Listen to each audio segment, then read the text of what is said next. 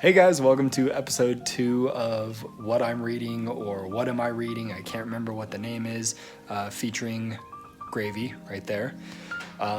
So this is a really cool one. This is a twin experiment, and basically what he was testing is can he improve somebody's squat and deadlift, hinging movements, just by having them do a hip thrust, which if you don't know what a hip thrust is, there's a picture right here. This is what a hip thrust is.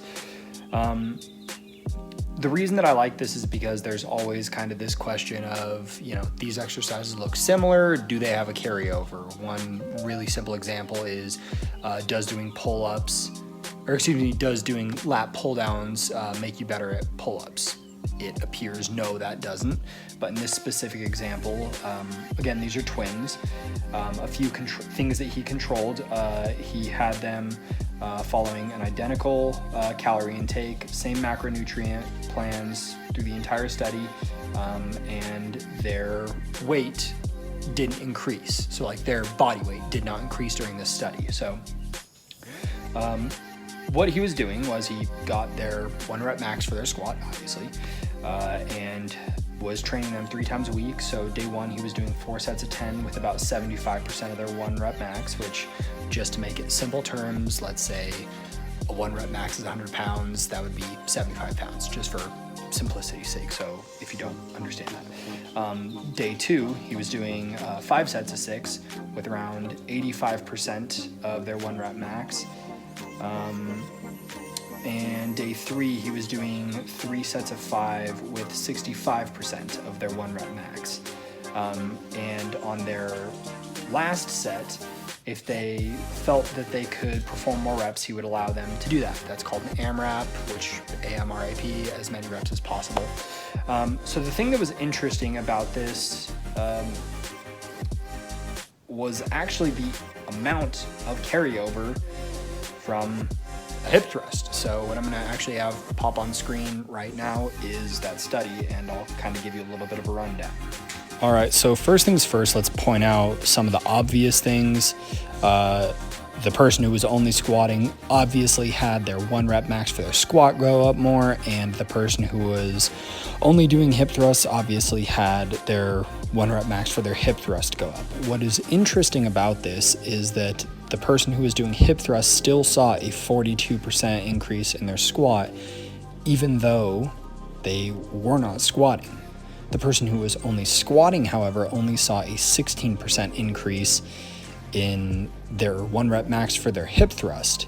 One of the other interesting things here is that when it came to glute thickness, the hip thrust saw not a massive, but a significant enough increase to take note of.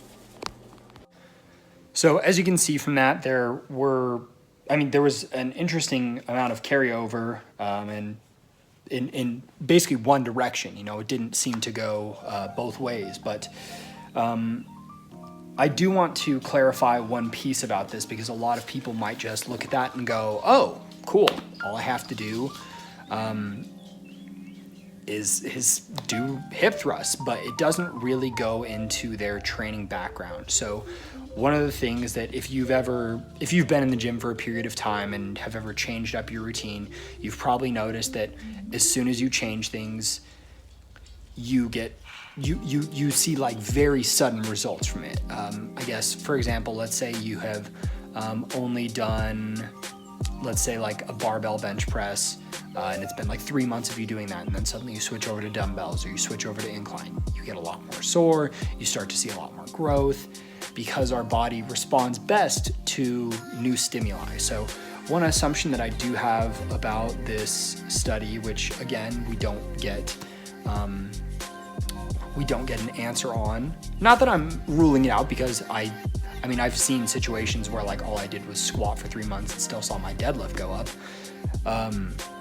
But it doesn't go into these people's training history. So one theory that I do have about this that I would be interested to see a control around is, did the twin who's doing hip thrusts now in this study not ever do hip thrusts prior to this?